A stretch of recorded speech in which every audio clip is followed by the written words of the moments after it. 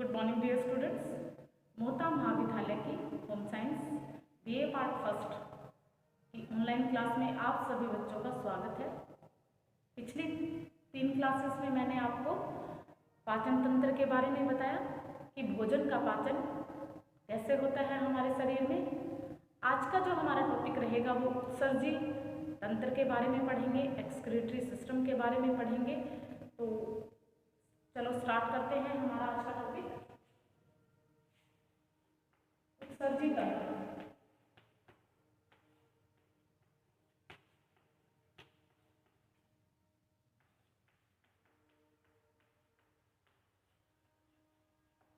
Excretory system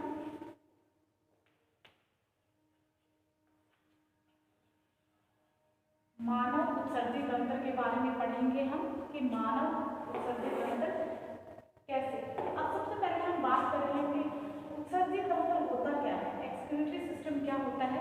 उत्सर्जी तंत्र मतलब उत्सर्जी किसको कहते हैं? उत्सर्जी होता है कि जो भी अपशिष्ट पदार्थ होते हैं हमारे शरीर में या खराब पदार्थ होते हैं, उन खराब पदार्थों को शरीर से बाहर निकालना उत्सर्जन कहलाता है। जितना भी हमारे अपने शरीर में वेस्ट होता है उसको बाहर निकालना उत्सर्जन कहलाता है। और वे अंग जो इसमें भाग लेते हैं, उत्सर्जन में जो अंग भाग लेते हैं वह उत्सर्जी अंग कहलाते हैं। जैसे कि बहुत सारे अपशिष्ट पदार्थ हैं, जैसे अनपचा भोजन होता है, अनडाइजेस्टेड फूड होता है, हमारे शरीर में पसीना निकलता है, यूरिन यानी पेशाब निकलता है, बलगम निकलता है और CO2 गैस निकलती है। ये सभी उत्सर्जी तंत्र उत्सर्जी अंग उत्सर्जी कहलाते हैं, मतलब उत्सर्जन कहलाते हैं। वेस्ट होते हैं हमारे शरीर में और इन वेस्ट को जिन भी माध्यम से निकाला जाता है, जो अंग इनको निकालते हैं वो उत्सर्जी अंग कहलाते हैं। मुख्यतः हमारे शरीर में 5 उत्सर्जी अंग होते हैं। यानी सबसे पहले आपके डेफिनेशन की बात करते हैं कि उत्सर्जन किसे कहते हैं। तो खराब या कहें अपशिष्ट पदार्थों को, अपशिष्ट या खराब पदार्थों को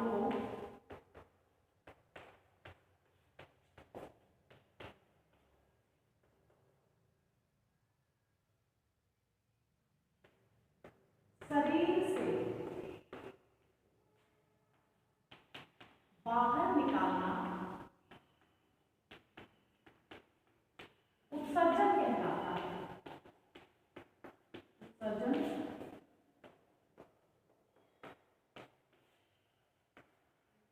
अब ये उत्सर्जन कौन कौन से होते हैं, अपशिष्ट पदार्थ कौन से होते हैं?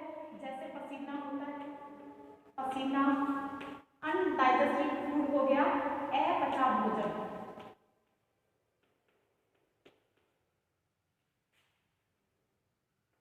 अपचा भोजन है, पेशाब है, CO2 गैस है, कार्बन डाइऑक्साइड गैस हो गई, बलगम हो गया। ये हमारे अपशिष्ट पदार्थ कहलाते हैं। और जिन भी माध्यम से ये अपशिष्ट पदार्थ निकाले जाते हैं, वो जिन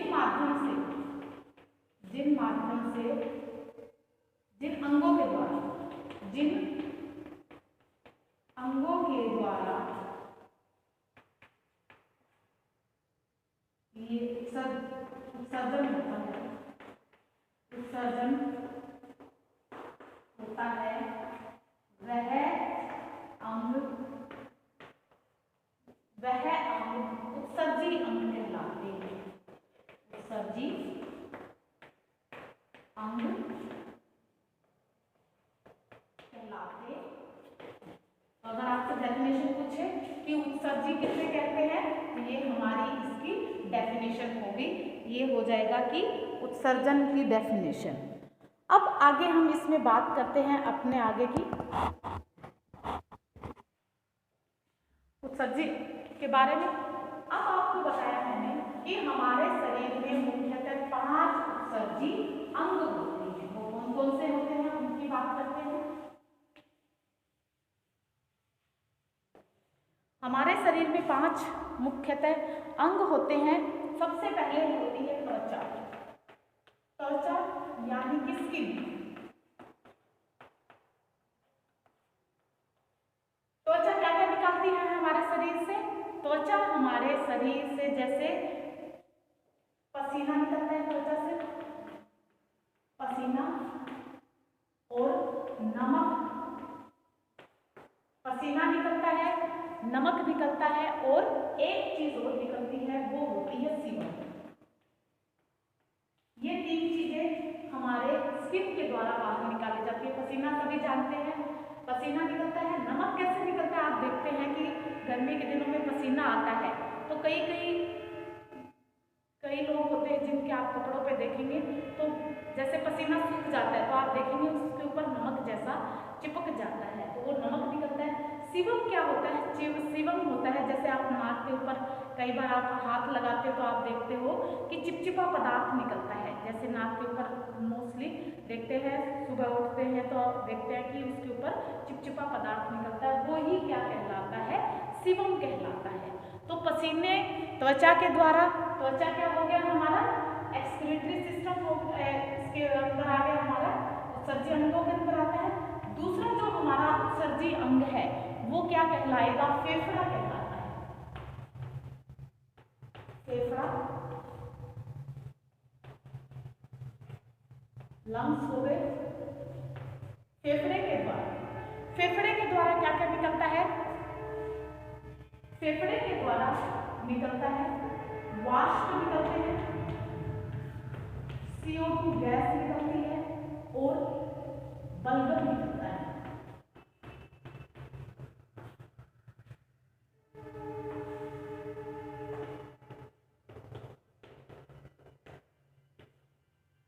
फेफड़े के द्वारा वाष्प निकलता है और CO2 गैस निकलती है और बलगम निकलता है। वाष्प कैसे निकलती है? आप सर्दियों के दिनों में देखते हैं कि आप जैसे ही मुंह खोलते हैं तो हमारे मुंह से भाप निकलती है, तो वो ही क्या कहलाती है?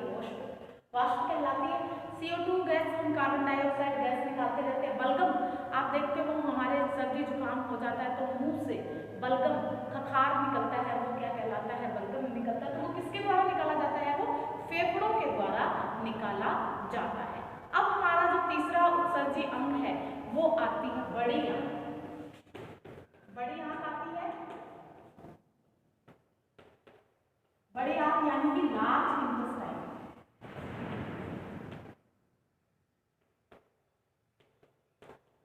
लार्ज इंटेस्टाइन है, कल ही हमने पढ़ा था। जो बड़ी आंत होती है, बड़ी आंत में से अनपचा भोजन निकलता है।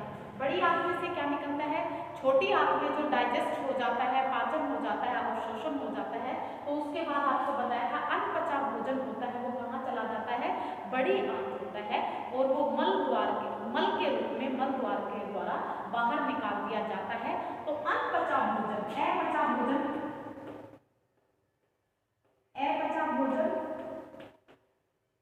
जिसे क्या कहते हैं? काई कहते हैं। अपचे भोजन को क्या कहा था हमने? काई कहा था। ये अपचा भोजन भी वेस्ट होता है, अपशिष्ट होता है, जिसे शरीर के द्वारा बाहर निकाल दिया जाता है। चौथा जो हमारा उत्सर्जी अंग के अंतर्गत आता है वो आता है हमारे लीवर आता है। लीवर यानी कि यकृत।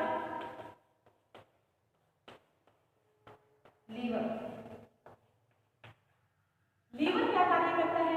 लीवर हमारे शरीर में अमोनिया को यूरिया में परिवर्तित करता है। अमोनिया जो गैस होती है, अमोनिया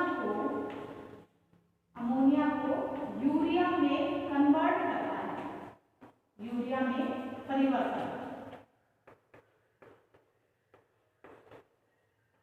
लीवर का क्या कार्य होता है? अमोनिया को यूरिया में परिवर्तन करना।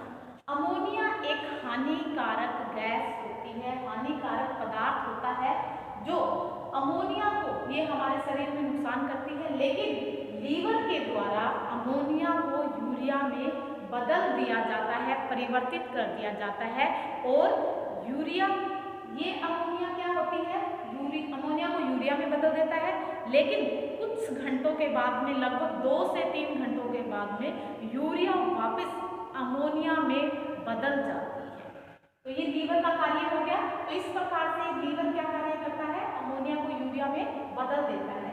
और पांचवा जो हमारा उत्सर्जी अंग है वो हो गया रक्त, यानी कि किडनी। हमारी किडनी क्या कार्य करती है, किडनी यूरिया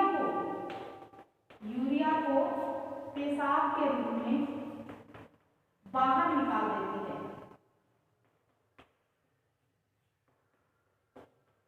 यूरिया को पेशाब के रूप में बाहर निकाल देती है। तो अमोनिया यूरिया में कन्वर्ट हो जाती है और यूरिया बाथरूम के रूप में बाहर किडनी के द्वारा निकाल दिया जाता है। ये कि पेशाब के जरिए जल्दी निकाल देता है और मुख्यतः जो हमारा उत्सर्जी अंग है वो किडनी ही होता है। मुख्यतः उत्सर्जी अंगों के अंदर अगर बात करते हैं, इन चारों के अलावा मुख्यतः इनको छोड़कर किडनी क्या है, मुख्य उत्सर्जी अंग के अंतर्गत आता है। आप कई बार देखते हैं, ये हमने देख लिया कि कौन कौन से अंग होते हैं उत्सर्जी।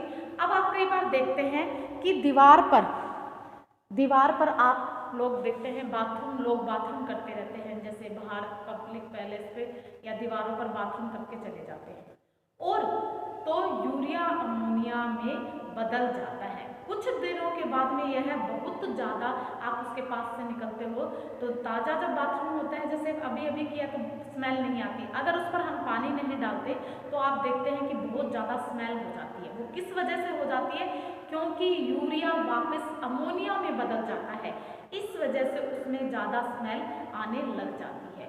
यही कारण होता है कि लगातार दीवारों पर बाथरूम करने से 2-3 साल बाद में वहाँ से वो दीवार, बाथरूम वाली जगह से वो दीवार खराब हो जाती है। तो यही कारण होता है।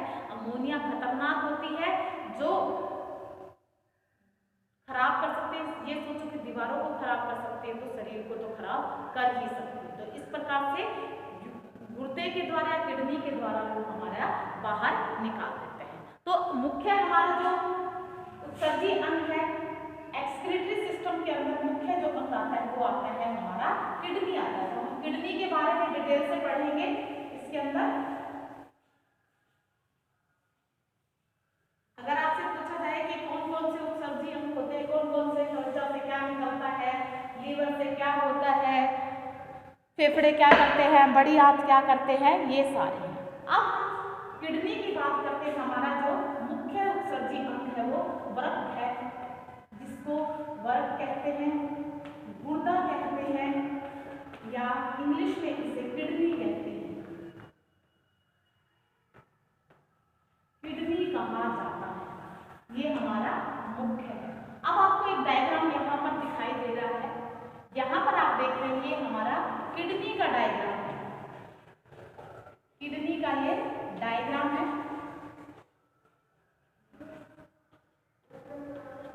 अब इसमें आप देखते हैं, किडनी के डायग्राम में आप देख रहे हैं कि जो सबसे ऊपर किडनी, हमारी 2 किडनी होती हैं जिन्हें वृक्क या किडनी कहा जाता है या गुर्दे कहा जाता है।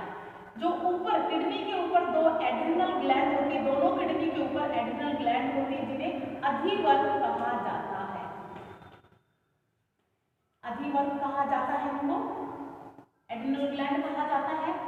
इसके बाद में किडनी के बाद में ये दोनों सेब के बीज के जैसी होती हैं। आपने सेब की फलियां देखी होंगी, सेब की फलियों के अंदर जो बीज होता है, किडनी की शेप भी ठीक वैसी ही होती है, सेब के बीज के जैसी इसकी शेप होती है। तो अगर नंबर की बात की जाए तो किडनी की यानी वक्र की संख्या कितनी होती है, संख्या की बात करें, किडनी की बात करें तो इनकी संख्या 2 होती है। संख्या में ये 2 होती है और ये इसकी शेप कैसी होती है, इसका आकार है वो सेब के बीज के जैसा होता है, सेब के बीज के जैसा इसका इसका आकार होता है। अब इसके अंदर आप देखते हैं किडनी के अंदर से दो पाइप जैसे निकल रही हैं, जिन्हें क्या कहा जाता है, मूत्रवाहिनी कहा जाता है, यानी इन्हें यूरेटर्स कहा जाता है। इन दोनों को क्या कहते हैं, इन दोनों को यूरेटर कहा जाता है, मूत्रवाहिनी कहा जाता है। मूत्रवाहिनी के नीचे मूत्र जो है यहाँ से छनकर नीचे आ जाता है और यहाँ पर आकर स्टोर होता है। इस स्टोर वाली जगह को मूत्राशय कहते हैं, यूरिनरी ब्लैडर कहा जाता है, और मूत्र मार्ग के द्वारा ये यहाँ से बाहर निकल जाता है, जिन्हें यूरेथ्रा कहा जाता है या मूत्र मार्ग कहा जाता है। तो उत्सर्जी अंग में मुख्य जो काम है वो किडनी का होता है, इसलिए किडनी के बारे में हम इसका डिटेल से आपको बता रहे हैं। किडनी की संख्या 2 होती है, इसका आकार सेम के बीज के जैसा होता है और इसके ऊपर दोनों किडनी के ऊपर ग्रंथि पाई जाती हैं, जिसे अधिवर्क या एड्रिनल ग्लैंड कहा जाता है।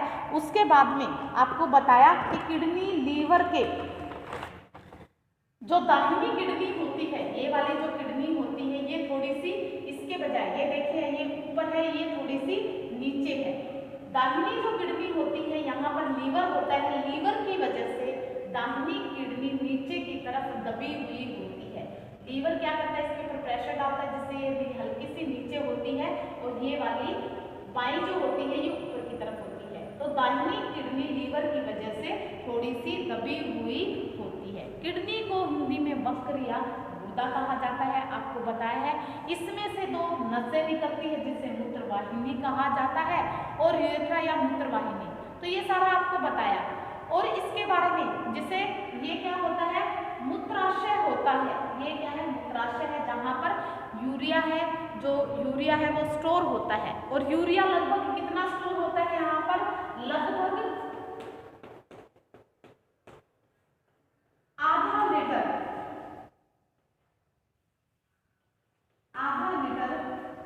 यूरिया है वो स्टोर हो जाता है। आधा लीटर यूरिया है यहाँ पर आकर स्टोर हो जाता है। इसकी जो कैपेसिटी की बात करते हैं तो वो आधे लीटर होती है। इसके बाद में मूत्र मार्ग, जिसे यूरेथ्रा कहा जाता है, यूरेथ्रा के द्वारा बाहर निकाल दिया जाता है।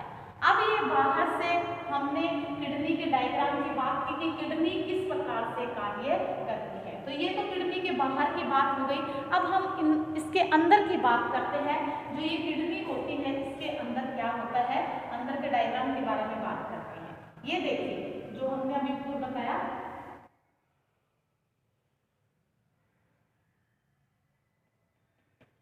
इस प्रकार से होती हुई है।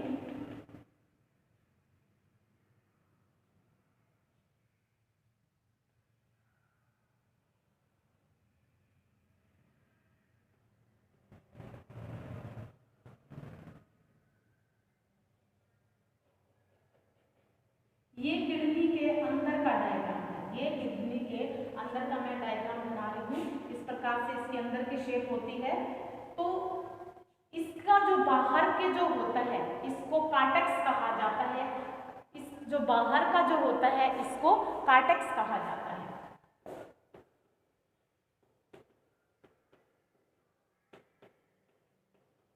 इसको कार्टेक्स कहा जाता है। बाहर की जो दीवार होती है, इसे कार्टेक्स कहा जाता है। इसका अंदर का जो भाग होता है, इसे मेड्यूला कहा जाता है। इसे मेड्यूला कहा जाता है। इसे मेडुला कहा जाता है, इसे कार्टेक्स कहा जाता है। मिडल मतलब बीच का जो भाग हो, एम से मिडल और एम से मध्य, यानी जो बीच का जो भाग होता है वह मेडुला कहा जाता है। और ये जो भाग होता है इसे हम कहते हैं रीनल कहा जाता है, रीनल हाइलम कहा जाता है। जो प्रवेश द्वार होता है, इसे ये जो भाग होता है इसको रीनल हाइलम कहा जाता है।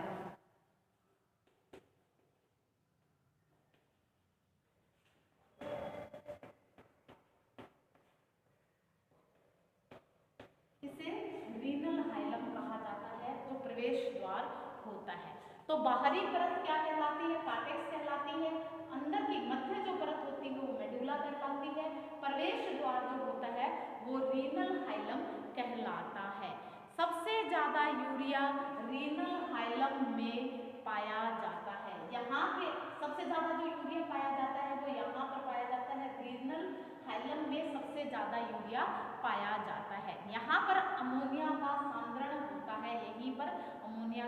फिल्ट्रेशन होता है।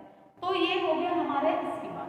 अब यह मुख्य उत्सर्जी अंग है, जो हमारा जो मुख्य उत्सर्जी जो अंग है, ये मूत्र को छानने का कार्य करता है।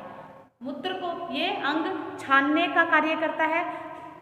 छानने का मतलब होता है ये रक्त को छानता है। छानने का मतलब क्या है, उसकी गंदगी को बाहर निकालता है। जैसे कि हम चाय छानते हैं तो चाय लिक्विड नीचे रह जाता है, जो वेस्ट होता है वो उसको हम निकाल कर छान कर बाहर फेंक देते हैं। ठीक वैसे ही यहाँ पर भी छानने का कार्य किया जाता है। किडनी के अंदर जो वेस्ट होता है उसको एक तरफ कर देता है, और जो लिक्विड होता है उसको छान कर एक तरफ कर देता है। और ये नहीं है कि रक्त को शुद्ध करता है। रक्त को शुद्ध करना, रक्त को शुद्ध करना क्या कहलाता है, यानी रक्त के अंदर ऑक्सीजन को मिलाना रक्त का शुद्धिकरण कहलाता है। अगर आपसे कहें कि रक्त को छानना तो क्या कहलाएगा, रक्त का शुद्धिकरण किस प्रकार से होता है, रक्त का शुद्धिकरण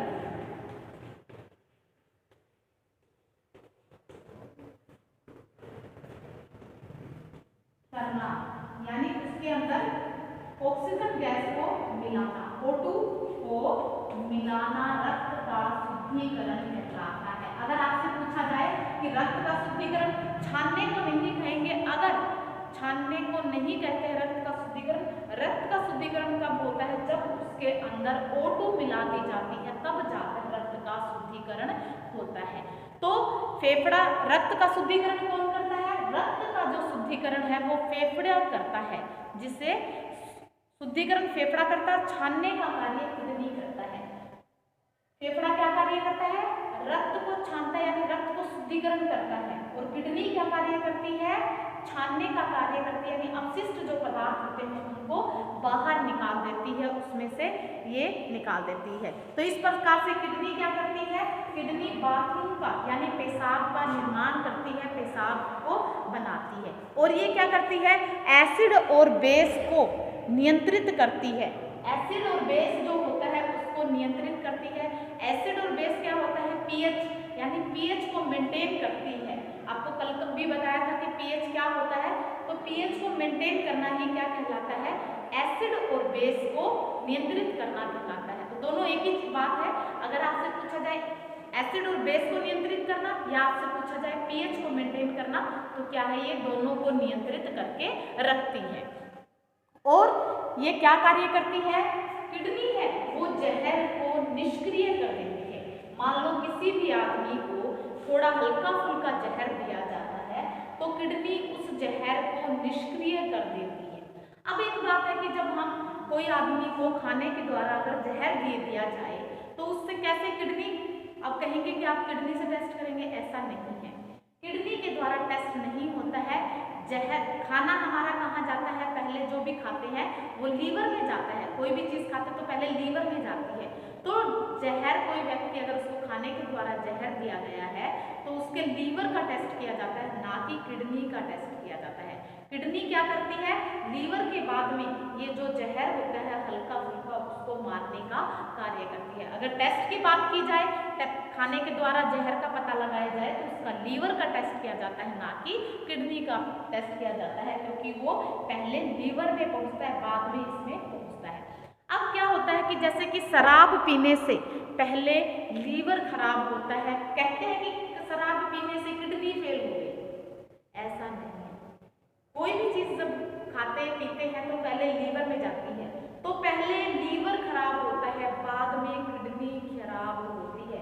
यानी इफेक्टेड ये ज्यादा होते हैं, लेकिन इससे पहले लीवर खराब होता है, लीवर के बाद में किडनी फेल हो जाती है, किडनी खराब हो जाती है। तो आपको बताया किडनी की संख्या कितनी होती है, 2 होती है। और इनके आकार कैसा होता है, सेब के बीज का जैसे इसका आकार होता है। और इसका जो भार है, किडनी का जो भार होता है, इसका भार है वो लगभग 140 ग्राम इसका वजन होता है। 140 ग्राम इसका वजन होता है। और किडनी की जो झिल्ली होती है वो पेरिटोनियम कहलाती है। किडनी की जो झिल्ली होती है उसे पेरिटोनियम कहते हैं।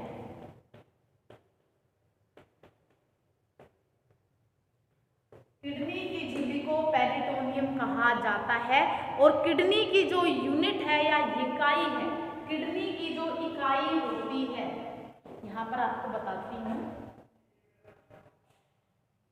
इकाई है इसकी नेफ्रॉन होती है।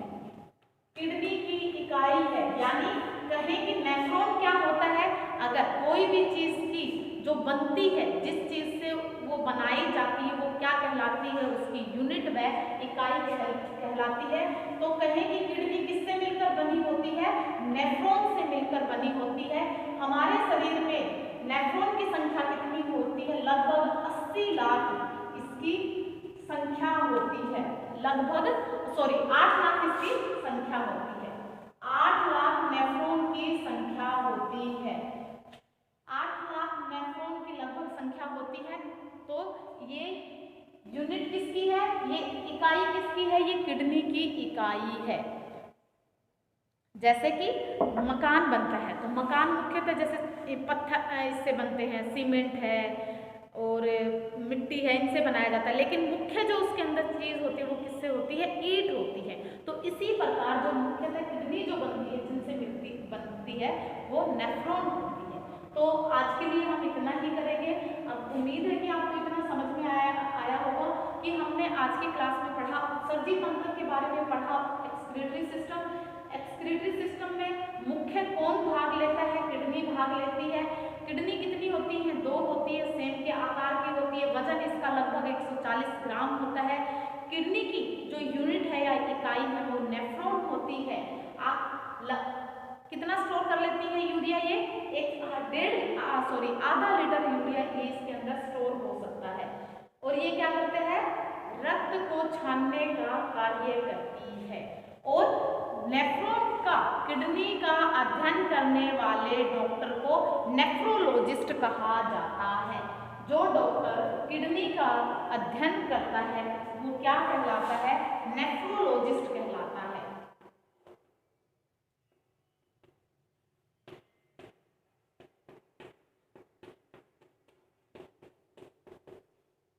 किडनी का जो अध्ययन करता है, किडनी का जो इलाज करता है वो क्या कहलाता है, नेफ्रोलॉजिस्ट कहलाता है। किडनी का जो डॉक्टर होता है वो नेफ्रोलॉजिस्ट कहलाता है। और इसका अध्ययन नेफ्रोलॉजी, नेफ्रॉन का जो अध्ययन करता है वो क्या कहलाता है, नेफ्रोलॉजी कहलाता है।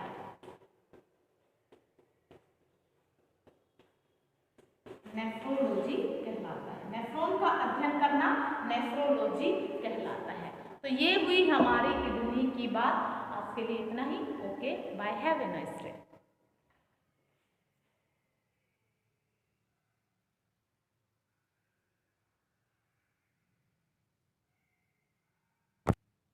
इसके अंदर मैं एक चीज और बता देती हूँ आपको अभी इसमें, कि नेफ्रॉन होता है उसकी शेप कैसी होती है, किस प्रकार का ये दिखाई देता है। अब आप कहेंगे कि इसकी यूनिट किस प्रकार की दिखाई देती है, तो नेफ्रॉन है वो किस प्रकार का दिखाई देता है, इस प्रकार से इसकी शेप होती है।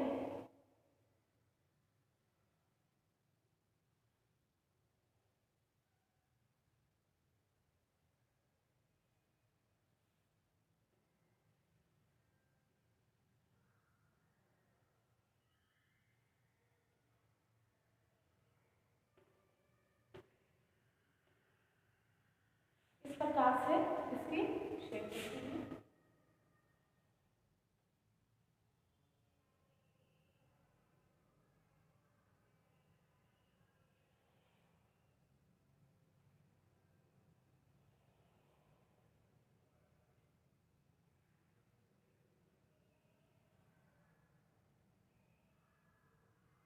ये होता है हमारा नेफ्रॉन का डायग्राम। इस प्रकार से ये नेफ्रॉन का डायग्राम है। ये क्या कहलाता है, जो ये आगे है ये पूरा नेफ्रॉन का डायग्राम है, यानी जिनसे किडनी मिलकर बनी होती है वो क्या कहलाते हैं, नेफ्रॉन है। ये नेफ्रॉन का डायग्राम है। ये जो दिखाई दे रहे हैं ये गुच्छे की तरह होता है, ये ग्लोमेरुलस कहलाता है। अगर आपके एग्जाम में आ जाता है तो आप इस प्रकार से, अगर आपको उत्सर्जी तंत्र का आता है तो इस प्रकार से अगर आप डायग्राम बनाएंगे तो आपको डायग्राम के साथ विद उसकी लेबलिंग यानी नाम लिखेंगे तो आपको अच्छे मार्क्स इसमें मिलेंगे। ये क्या कहलाता है हमारा, ये ग्लोमेरुलस कहलाता है। और इसके ऊपर जो ये होता है वो ये जो भाग होता है वो वोमेन कैप्सूल कहलाता है। ये जो भाग है ये वोमेन कैप्सूल, वोमेन या संपुट, वोमेन या संपुट कैप्सूल कहलाता है। वोमेन या संपुट कैप्सूल इसको कहा जाता है। तो ये हुआ हमारा नेफ्रॉन का डायग्राम। तो इस प्रकार से मैंने किडनी का सारा आपको बता दिया है और आप इसको अच्छे प्रकार से तैयार करना और अच्छे से इसको एक बार समझ में नहीं आया तो दोबारा या तिबारा उसको पढ़ के देखना। तो आज के लिए इतना ही। Okay bye, have a nice day.